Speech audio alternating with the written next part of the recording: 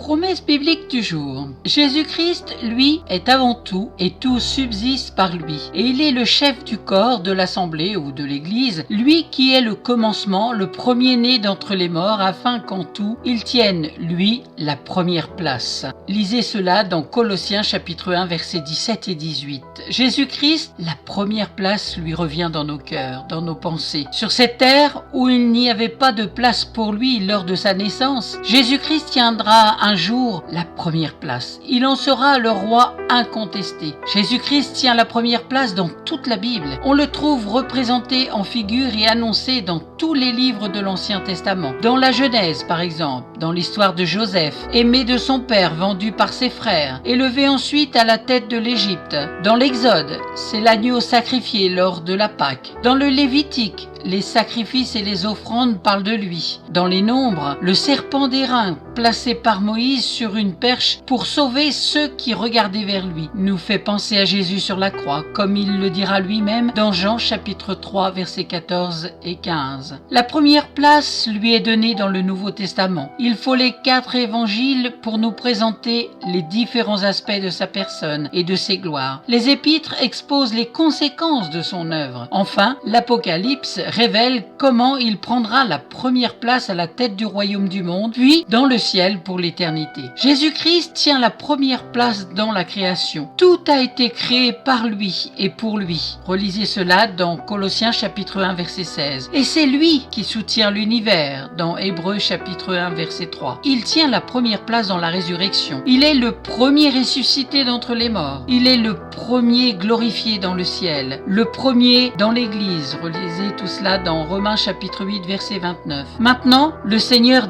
Jésus-Christ désire occuper la première place dans ma vie et dans la vôtre. A-t-il vraiment cette première place dans vos cœurs, dans vos pensées, dans vos actions? Il y a dans les 10 commandements ce verset qui dit « Tu aimeras le Seigneur ton Dieu de tout ton cœur, de toute ton âme et de toute ta pensée. » Amen. Si vous ne possédez pas de Bible, n'hésitez pas à me contacter, je vous en offrirai une. Soyez bénis, à très bientôt.